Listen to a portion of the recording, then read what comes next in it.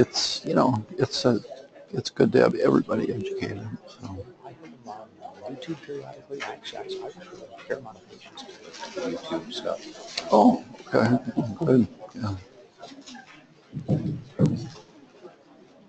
Good afternoon. Welcome to Grand Rounds today. As I generally do, I will remind you to fill out the attendance record at the back of the auditorium, and also please fill out the program evaluations and turn those back in. And if you think there's any ideas in regards to future topics or future speakers, the CME committee is always appreciative of those thoughts.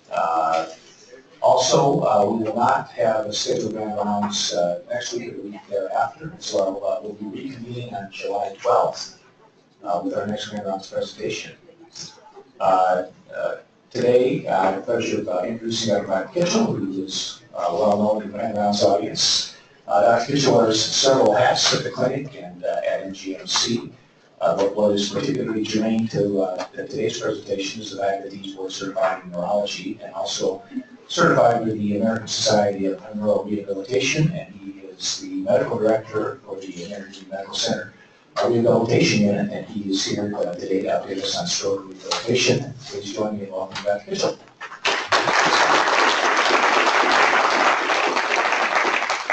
I don't know if many of you know this, but I've been the director of the rehab program here since 1986. And so we've had a rehab program here for 30 years, but I sometimes think it's one of Mary Greeley's best secrets that we don't often hear about in the public. But again, we have a rehab program that has now 12 beds, and we're going to be building it up to 17 beds in the next year or so.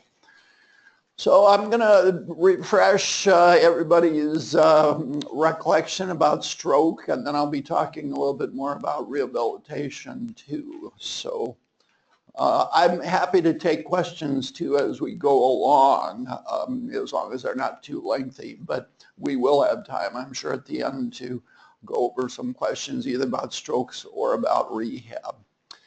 So as you know, strokes are due to a blood vessel problem, and it's a loss of function that's usually sudden, and it's also known as a brain attack. I'll talk a little bit more about the differential diagnosis later, but in younger people, the differential diagnosis can involve migraine headaches. I occasionally see people who are referred for strokes who actually have had a seizure and they have some postictal weakness or postictal speech difficulty. I occasionally see people who have an encephalitis. For example, herpes simplex encephalitis can have a pretty sudden onset and can be a focal type of problem, like with the speech or with the alertness and communication ability.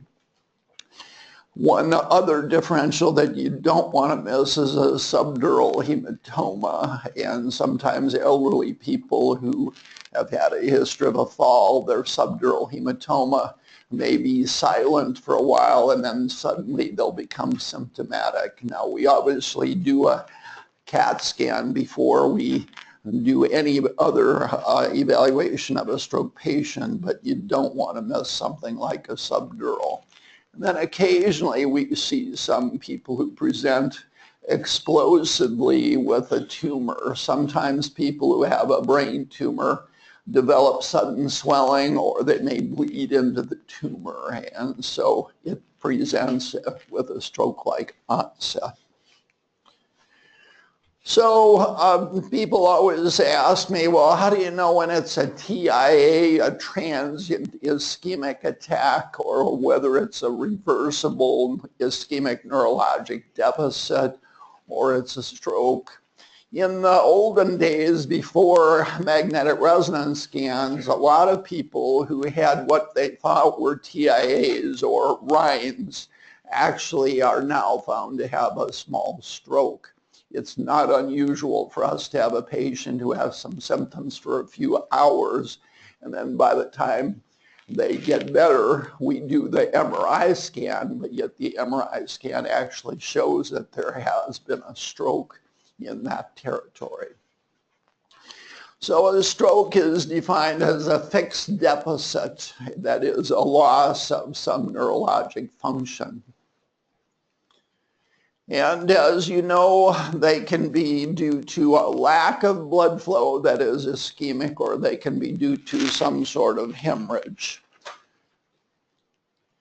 Now, ischemic strokes are about 85 to 90% of all strokes. Here at Mary Greeley, we keep track of the statistics, and actually over 90% of the strokes that we see here are ischemic. In particular, we have fewer aneurysmal bleeds than the national average. I think that's because most of our population has pretty good control of their blood pressure, and so we tend to see a little bit fewer hemorrhagic strokes, but more ischemic strokes. The other interesting statistic here at Mary Greeley is we have more older people than the national average who have strokes, but we have fewer younger people who have strokes. And I like to explain that on a simple fact that, again, we have people here who are taking care of their diabetes, they're taking care of their blood pressure, they're taking care of their cholesterol.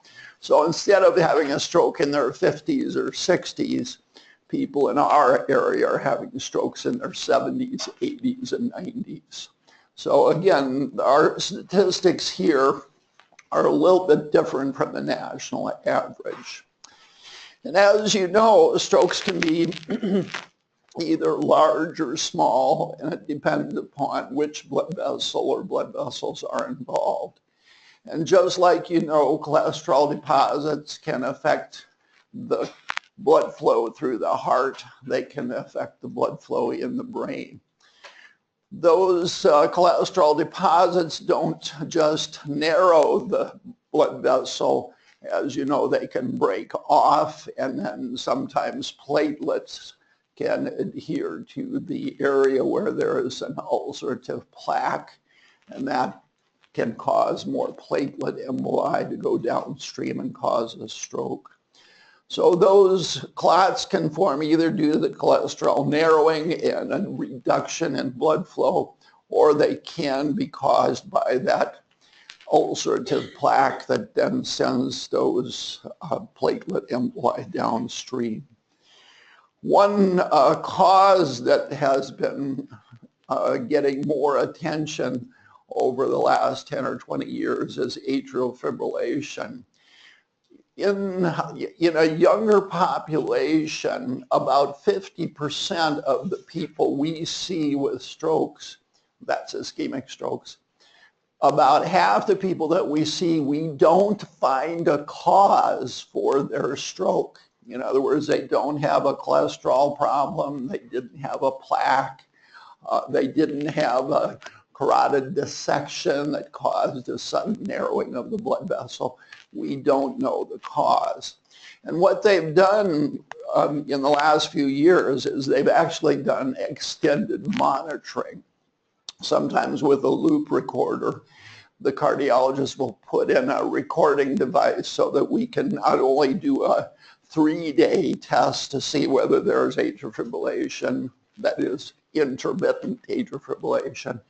And so sometimes they're monitoring patients for a month or even as long as 3 months now to see whether they have intermittent atrial fibrillation. Because if they have intermittent atrial fibrillation, that could be the cause of a clot that develops in the atrium and then it suddenly breaks loose and causes a stroke. So again, the atrial fibrillation can be intermittent. It can be hard to diagnose.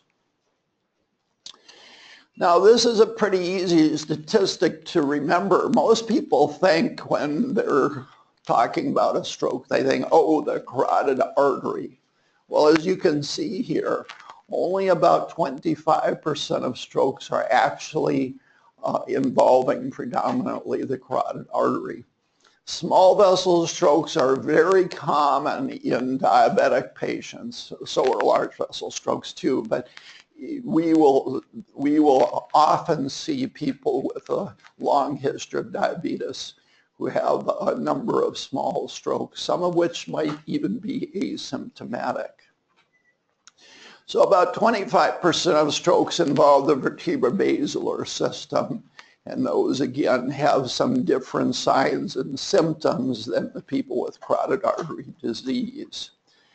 One thing that I tried to get physicians who are working up a patient to understand that if they've had a cerebellar stroke or they have a brainstem stroke, you don't need to do a carotid Doppler.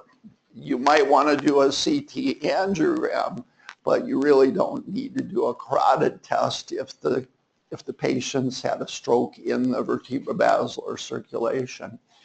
The other thing that I find is I have physicians who work up a patient with a blackout event, with a syncopal event. They suddenly pass out, and we don't know whether it's a cardiac arrhythmia. We don't know whether it's a seizure. We get asked to see these people all the time. The cardiologists get asked to see these people all the time that have some sort of unexplained passing out spell. We don't do carotid Dopplers on people with syncopal events because there's no patient who has had a carotid stroke or carotid TIA who loses consciousness.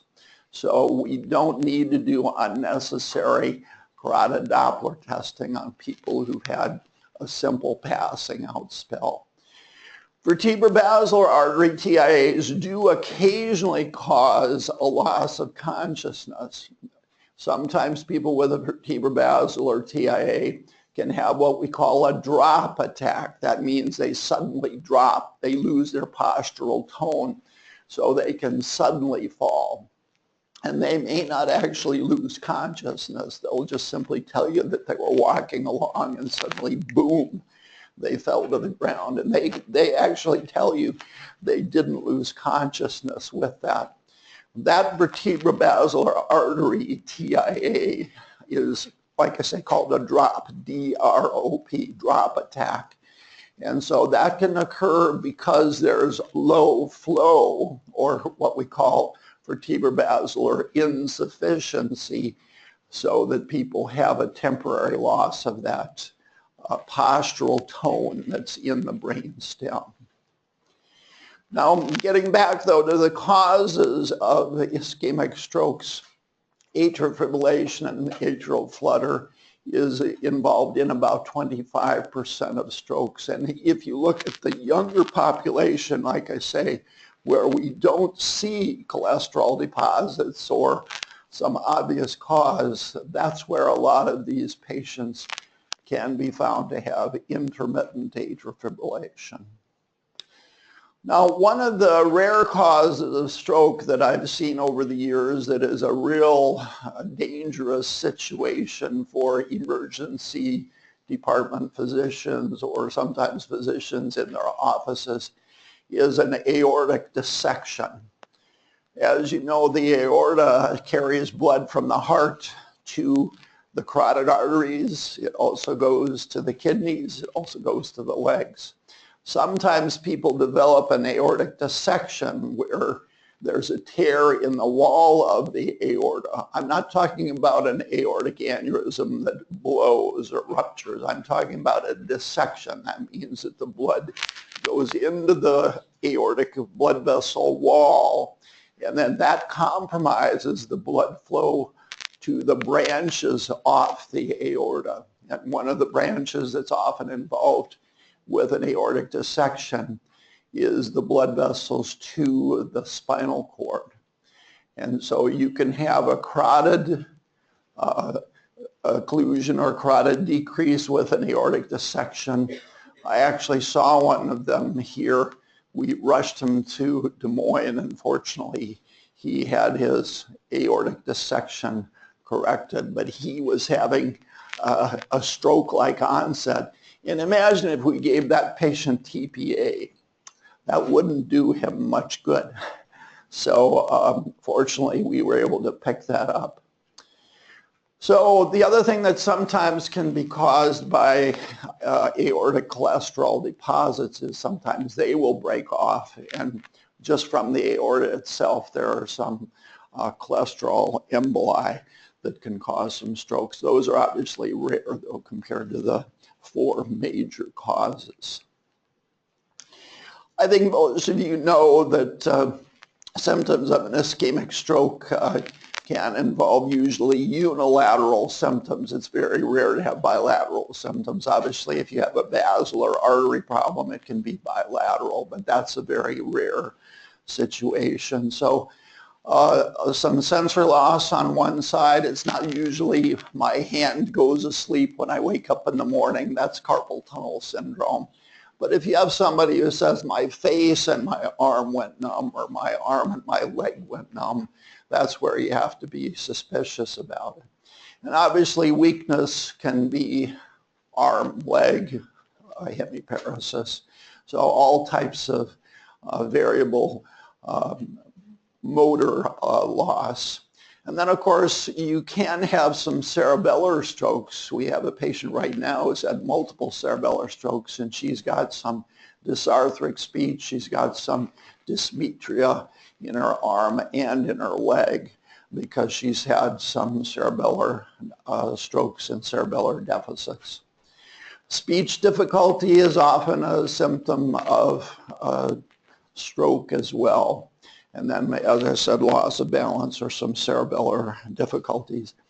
Remember, though, that sometimes a cortical stroke can involve the leg, and people will have balance difficulty because of some involvement of the anterior cerebral artery, and they might have some gait difficulties because of that. So it's not just a cerebellar cause for someone to have a gait problem. So as I was talking about earlier, migraine headaches in a younger population is something we have to rule out.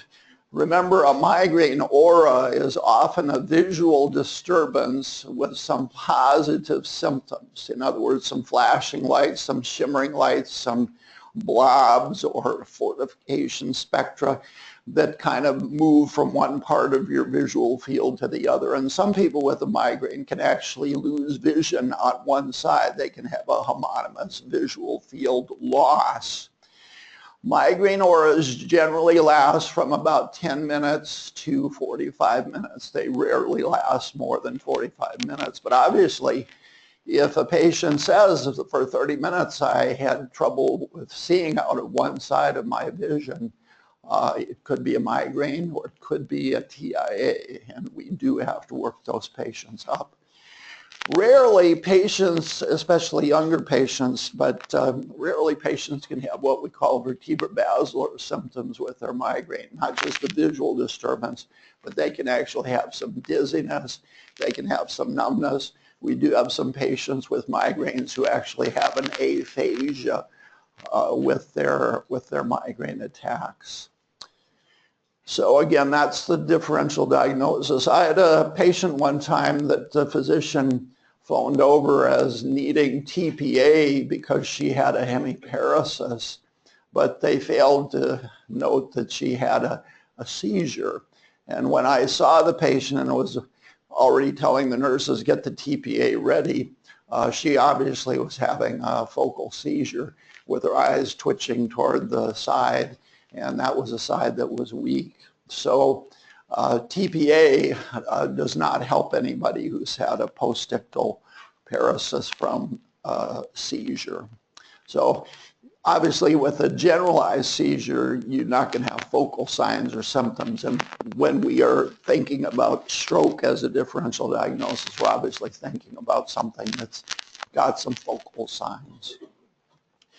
There are occasional patients with multiple sclerosis who can present pretty suddenly, pretty dramatically.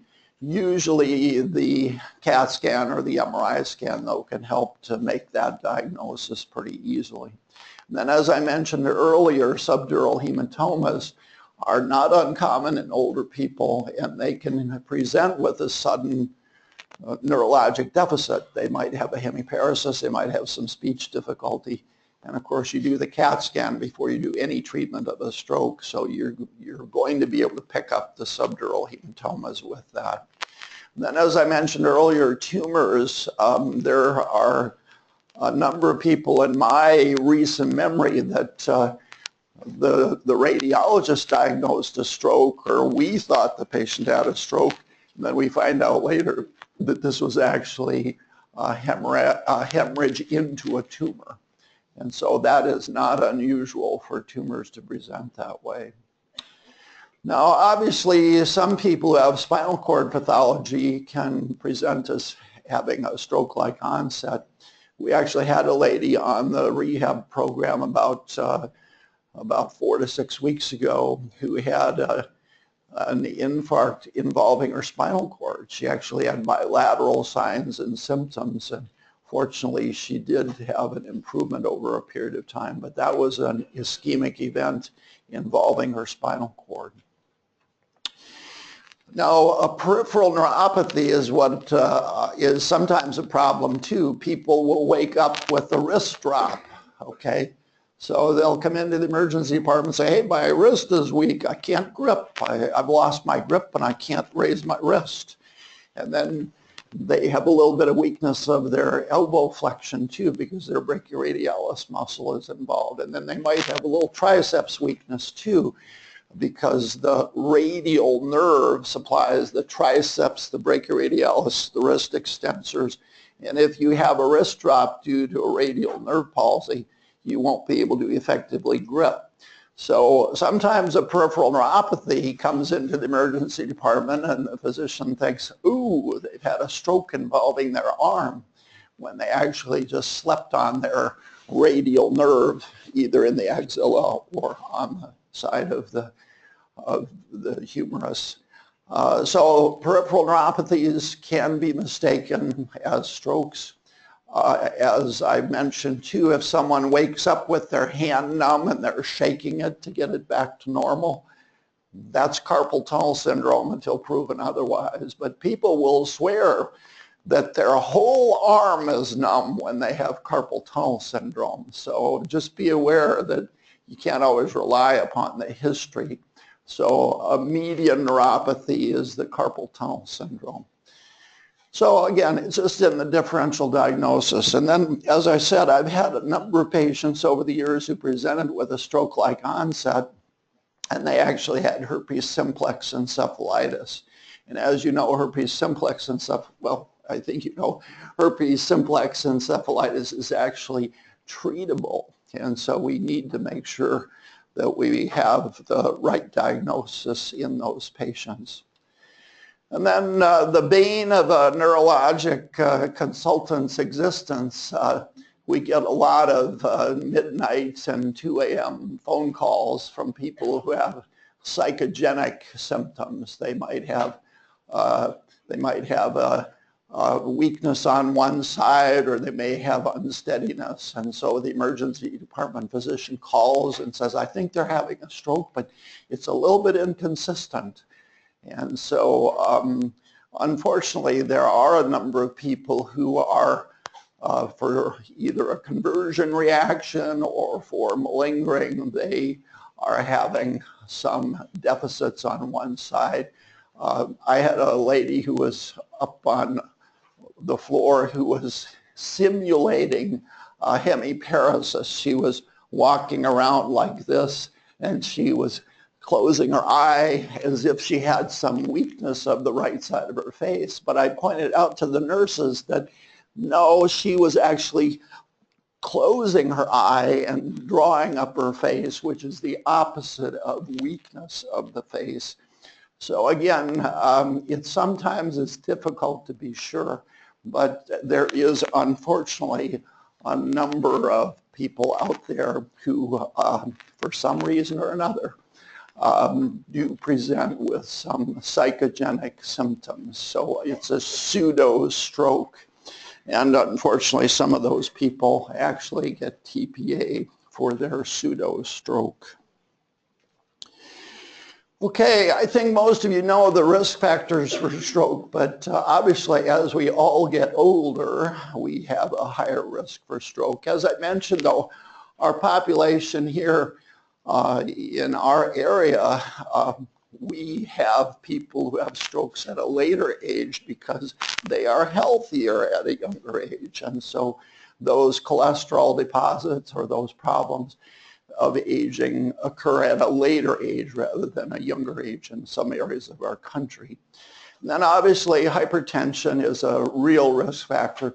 The reason the stroke incidence has gone down over the years has been primarily due to high blood pressure treatments and cholesterol treatments. And so we do have a healthier population for those two reasons. Whenever I see a patient who's a cigarette smoker, I tell them that I'm going to give them 3 prescriptions. First one is stop smoking. Second one is stop smoking. Third one is stop smoking. Because those are the 3 most important reasons or most important treatments to keep people from having strokes. And you know that's the same with heart attacks. So of all the things that you can do to reduce your risk of stroke, you know, I'm sure hypertension and cholesterol treatments are important, but cigarette smoking is the most important, easily remedied risk factor for stroke. And then, as you know, LDL cholesterol levels are associated with higher risk of stroke and heart disease. Obviously, if you have a family history of early heart attacks or early strokes, that's another risk factor for strokes. And of course, diabetics have a higher risk as the years go by. I think I've told the audience here, our treatment at McFarland Clinic of our diabetic patients is among the best in the nation. We have, from statistics from Medicare, we know that our diabetic patients here have 1/2 the national average, 1/2 the national average of hospital stays per year. So we must be doing a pretty good job of treating those diabetic patients who don't have strokes, who don't have heart attacks, who don't have diabetic amputations, who don't have diabetic problems. So again, treatment of diabetes, if it's successful, you will, again, if you're going to have a stroke, you'll probably have it 40 years after you've had diabetes rather than 20 years if you didn't take care of your diabetes.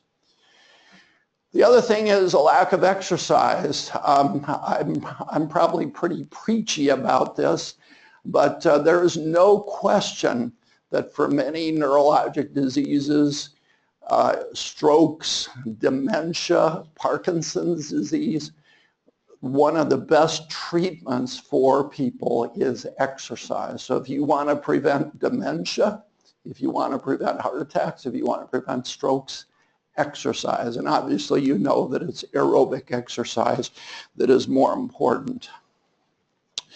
Then being overweight or obese is a real risk factor. I was at the AMA meeting in Chicago recently, and there was a program on obesity and overweight patients. And as you know, we have an epidemic of obesity in this country.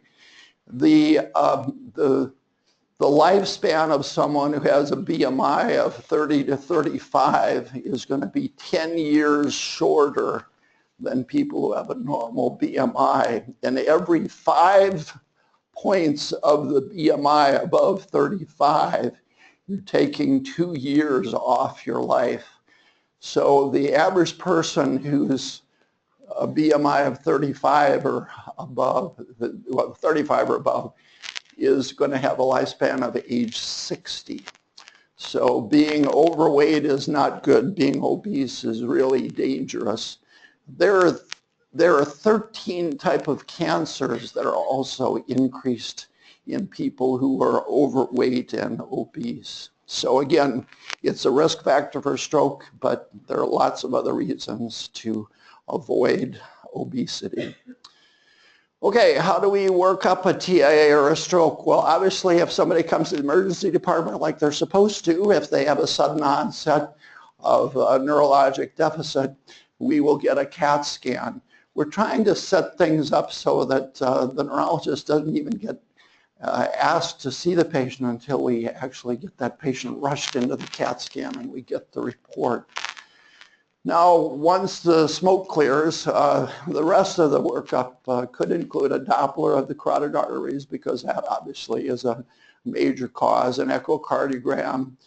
A magnetic resonance scan is not part of the acute or emergency workup for a stroke, but we usually do one. And then a CT angiogram is also very helpful, particularly if you want to look at the vertebrobasilar circulation. That's how you need to do that. The radiologists prefer a CT angiogram over a magnetic resonance angiogram, but either one is sufficient too. And then, of course, in younger people, we will do some clotting tests to see whether they have an abnormal tendency to form clots.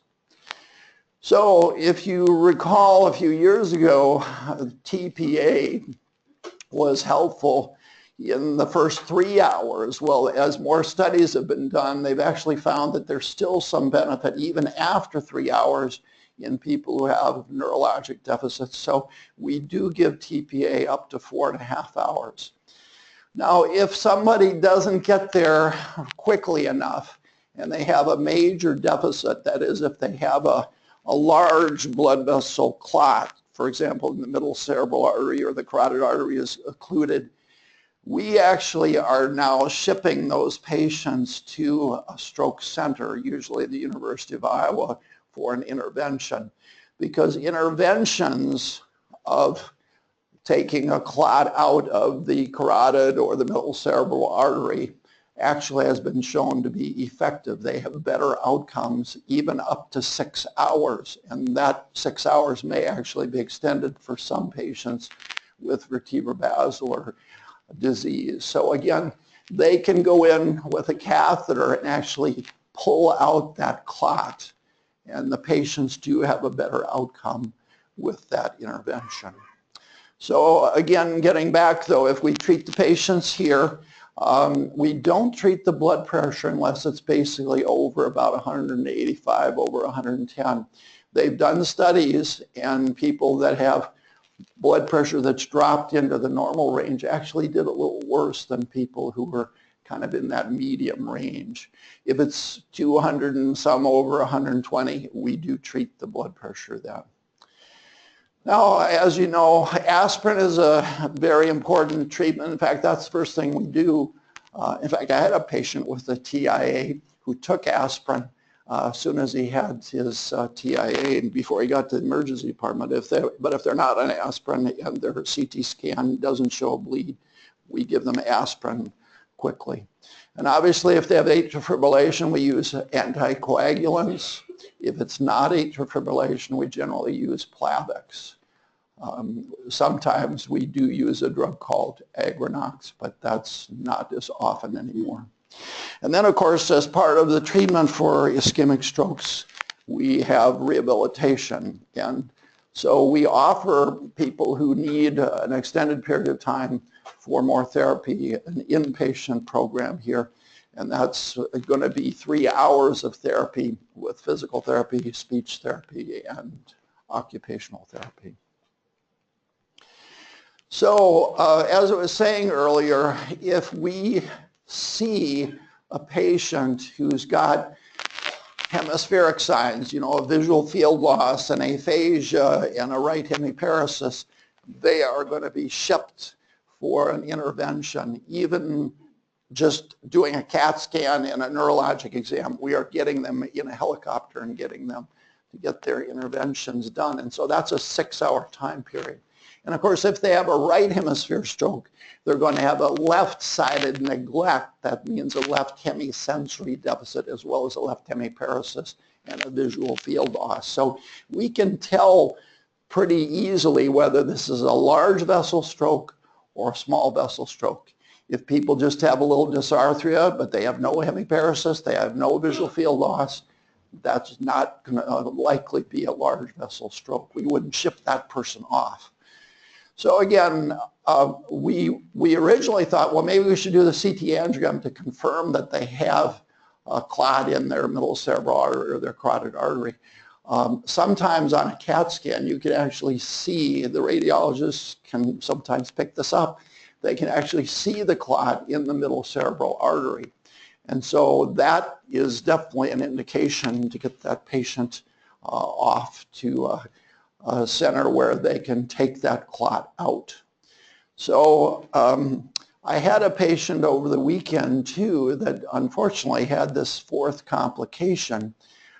She had an anterior cerebral artery and a middle cerebral artery stroke, and she was still able to speak because it was in the right hemisphere, but she got progressively sleepier, and then on Sunday morning she developed a blown pupil on the side, and that was an indication that there was swelling that was pushing down and causing a little bit of brain herniation. So we again had to ship her off to Iowa City to have a craniotomy to reduce that pressure in the brain. So again, those large ischemic strokes can be really pretty dangerous. So to work a patient up for a carotid stenosis, again, our goal is if the patient with a stroke has a carotid artery narrowing that is 50% or more, we will offer that patient an endarterectomy.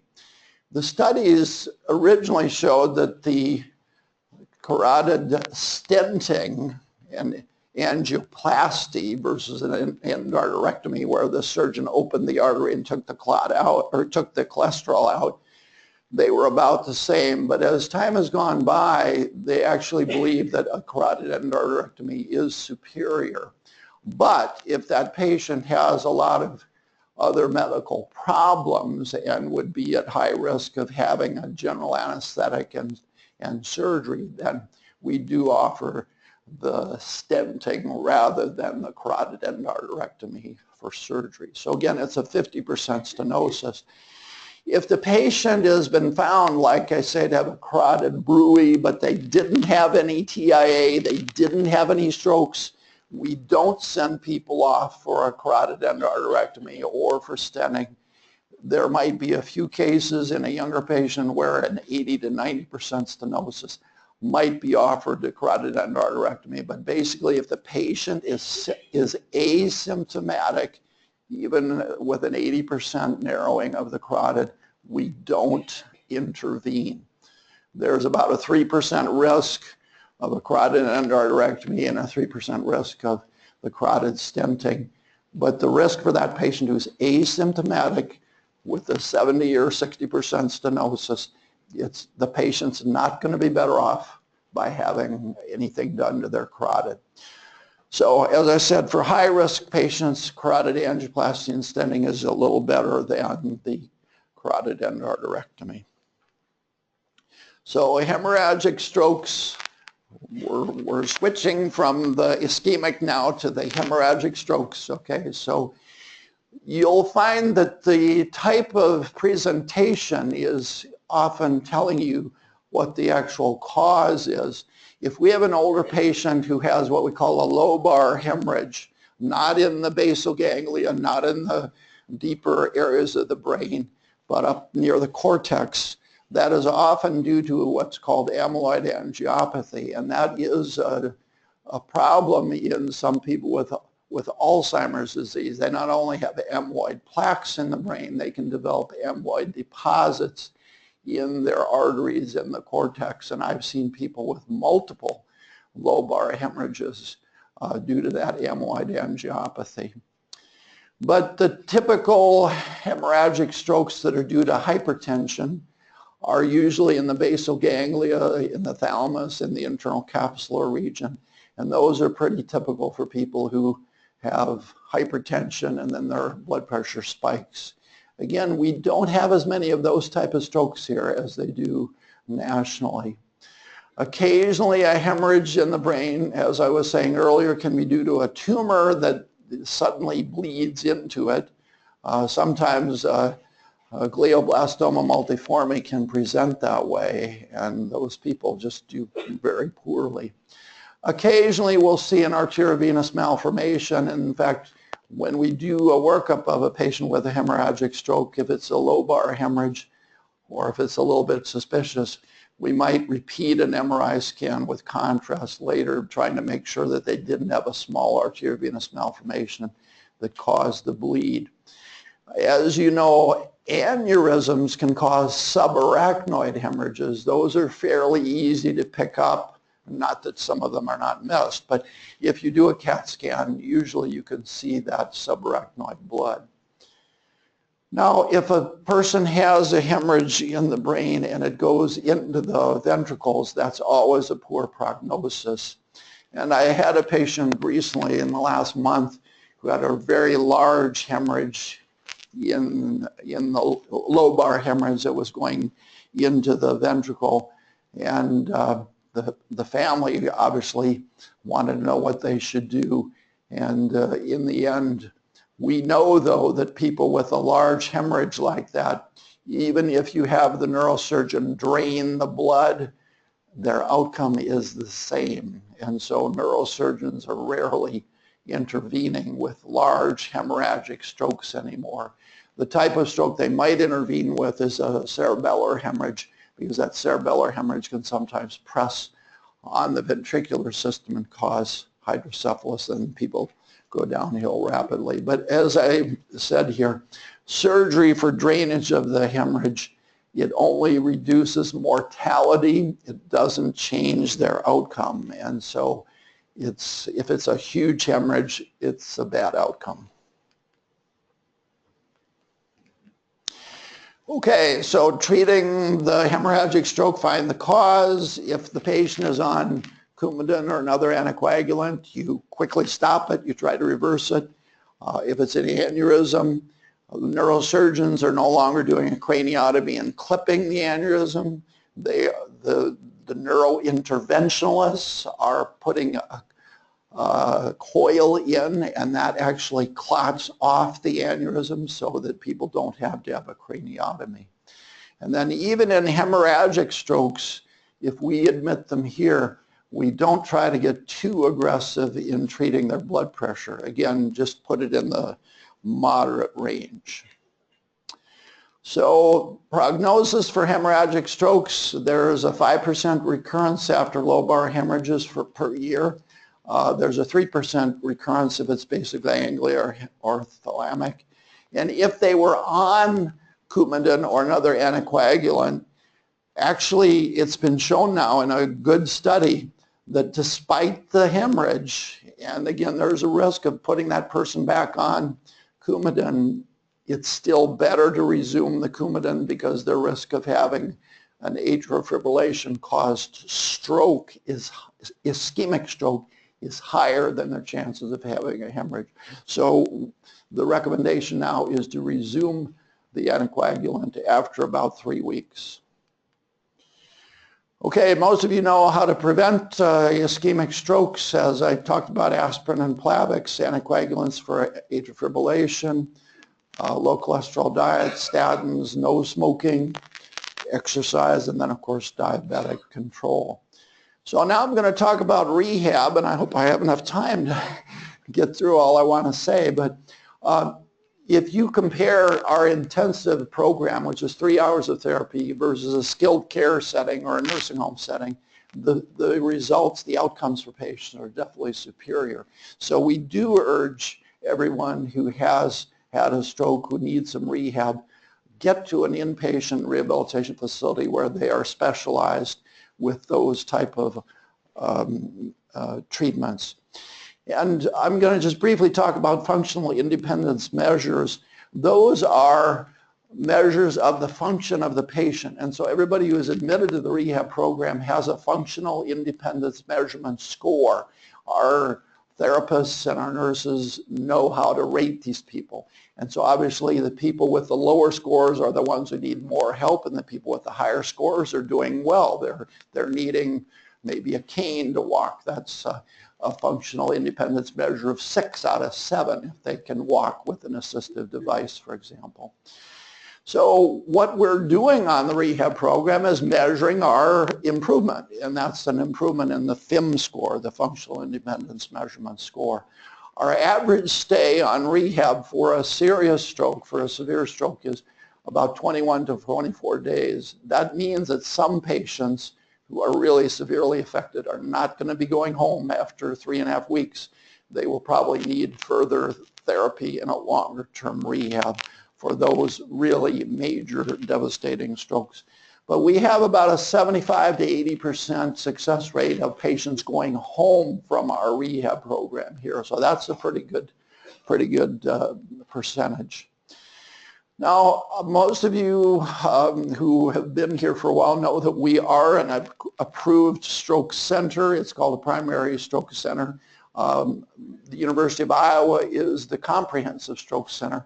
So there are about 9 other programs around the state of Iowa that are part of that stroke center comprehensive program. So again, we do work closely with the University of Iowa for those patients, particularly those who need those interventions. And then we also have some measurements for stroke and for rehab, and these are just some of them that I can go over if you'd like. But we are measured with how quickly we can give TPA. We want to have a sprint. As soon as the patient gets to the emergency department, we want to get them to get the TPA within 45 minutes. We're not successful unless we can do it in 40 to 45 minutes. So we want to be able to assess that patient, get that CAT scan, get the patient and the family a discussion of the benefits of TPA, and get that needle in and get the TPA going within 45 minutes. So that's the door to needle time that we're looking at. And that's what every other stroke center around the country wants to do, because time is brain. And just like a heart attack, the quicker you can get the problem corrected, the better off the patient will be. So I'll take some questions now, either about these measures or anything in general. Yeah. For people that have a family history of stroke, is it possible to fill out some sort of documentation ahead of time to cut that time down? You're saying the administration of the TPA if they were to have a stroke event. Okay. Obviously, when people are at risk of having a stroke, whether it's a family history or any of these other risk factors, yeah, we hope that the people who are the first responding will recognize that this is a stroke situation, and then we want to red flag those people so we can zip them into the CAT scan and get their assessment done as quickly as possible. So again, for somebody who's got some risk factors, work on reducing those risk factors so you won't ever have to worry about going to the emergency department for a stroke. Somebody else up there? Louis. What frequency, or how often do you have to send people to the center at Iowa City for a clot removal per year? I would. What's the number? Yeah, I would say probably 5 or 6 per year. Would you say? Yeah, I would agree with that. Yeah. And the other point I want to make about the comprehensive, while I think about it, is they can still do the clot retrieval even if we give TPA. That's always the question. Go ahead, give the TPA here, and if it's not effective, then we still can have the opportunity to send to Iowa City. Yeah, so as she said, even if we give TPA, and we will give TPA for people who have that clot sign in their middle cerebral artery, the thing that the University of Iowa didn't want us to do was to put more dye into the patient for a CT angiogram, because they would be then limited by how much more dye or contrast material they can give in Iowa City. So again, yeah, the TPA, we still want to give the TPA because that might help to clear things up even before they get to Iowa City. And it may loosen it a little bit so it's easier to Right. extract. Yeah, so we definitely want to give the TPA even if we do send them off. Jack? Mike, I have a patient, I'm treating for depression. He's in his 40s, no history of migraines. Was umbiring a little leak, all collapsed. Taken to the hospital. They said first he had a stroke, later heat exhaustion. but 10 days after he still is blind in one eye. Does that suggest a stroke? Okay, good question. When the patient is blind in one eye, that would suggest that he probably had some sort of embolic event in the carotid, and that's where the clot can sometimes lodge in the ophthalmic artery. So sometimes when people have amaurosis fugax, they have a temporary loss of vision in one eye. But if that person is blind in one eye, that would suggest that there probably was a cholesterol or some sort of clot that went up the carotid, caused the stroke, and then he's got the visual field loss. Most of the people who have amaurosis fugax, it's not permanent though. People who have a permanent loss of vision in one eye, that's an ophthalmic artery problem, those people have to be checked out for giant cell arteritis, okay? That would be a risk. I'd be worried about that in a patient who has a sudden loss of vision in one eye. And remember, visual impairment can be a homonymous heminopic defect with the visual loss in both eyes to one side or the other. And so patients don't always tell you, I lost vision in my right eye. Well, they might have actually had a right homonymous heminopic defect rather than amaurosis fugax. So you have to be aware that patients don't always know the difference between monocular and binocular homonymous heminopic defects. And this is one thing I want our emergency department physicians to test. All you have to do is hold up two fingers, have them cover one eye, and you can test to see whether they have a homonymous visual field defect. It's something our ED docs hopefully do, and our primary care physicians do too. Okay, any other questions? I'll be around here. Okay, one more. What do you recommend cholesterol levels be? The LDL should be below 100. The main thing is the statin drugs are beneficial, but they're only beneficial for ischemic strokes. If you have a patient who had a hemorrhagic stroke, the statin drugs really won't help. The statin drugs only help people with ischemic strokes. If the patient is hypertensive because they've got lots of cholesterol in their body, they probably should be on a statin drug. But again, there's no help from the statin drugs to prevent hemorrhagic type stroke. Okay, one more question. The cholesterol, is it strictly tied to LDL, or is a good cholesterol ratio helpful even with an elevated all over? I wouldn't say that I'm an expert at telling that. Obviously, we do know that the HDL is not, is a good sign. The LDL is what we regard as lousy. So LDL is more of a predictor than anything else. So, okay, I'll let you go then. Thanks.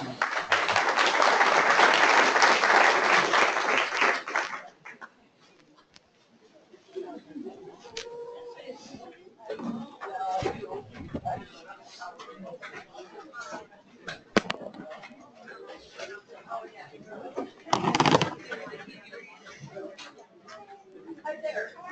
Good, how are you? Hey, your party ready? How often should I be doing surveillance